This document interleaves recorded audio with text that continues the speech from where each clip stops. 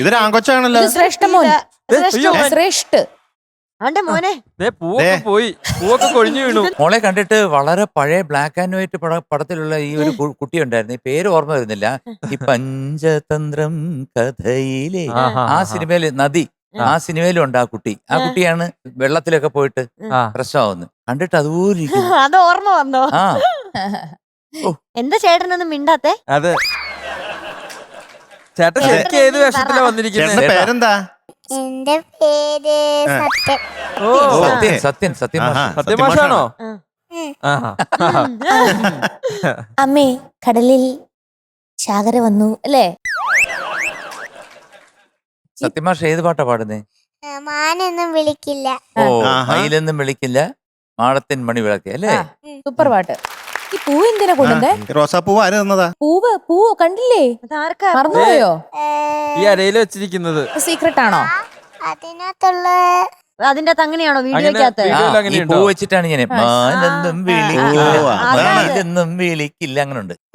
ഞാൻ നേരത്തെ പറഞ്ഞ ആ കുട്ടിയുടെ പേരെന്താന്നറിയോ? ബേബി സുമതി. അതുപോലെ ഉണ്ടെന്ന് കണ്ടോ? എല്ലാം മനസ്സിലായ പോലെ. ഓ, എപ്പ വന്നാലും വേഷവിധാനത്തിൽ എന്തെങ്കിലും ആ ചേച്ചിയോ അമ്മയോ അച്ഛനോ ആരാണ് ഇതിന്റെ പിന്നിൽ എനിക്ക് അറിയത്തില്ല. ഒരു കരങ്ങൾ, രീതിയിൽ ഇടപെടുന്നുണ്ട്. 3 കറുത്ത കരങ്ങൾ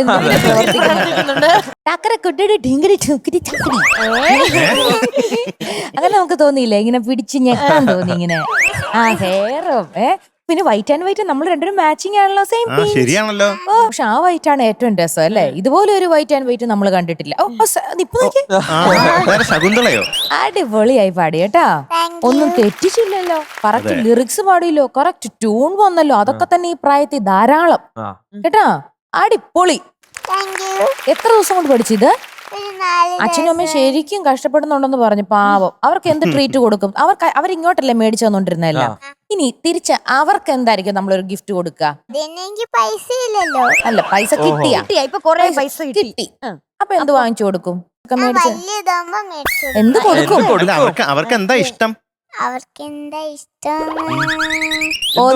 അവര് പറയാം ഒന്നും വേണ്ട എന്റെ പൊന്നെ, ഞങ്ങളെ ഒന്ന് ഇതേപോലെ ഒന്ന് സ്നേഹിച്ച് അല്ല കൂടെ നിന്നാ മതി. അതെ, അത്ര അവരാഗ്രഹിക്കുന്നുള്ളൂ. അത് മതി കേട്ടോ. ഇനി വിഷമിക്കണ്ട, പോട്ടെ. അടിപൊളിയായി പാടി കേട്ടാ. ഓക്കെ, അവർക്ക് അത് കേട്ടാ മതി. ഫ്ലവേഴ്സ് ഒരുക്കുന്ന കാഴ്ച വസന്തം യൂട്യൂബിൽ പ്രേക്ഷകർക്ക് ലൈവായി കാണാം. ഫ്ലവേഴ്സ് കോമഡിയിൽ ജോയിൻ ചെയ്യൂ, ആസ്വദിക്കൂ.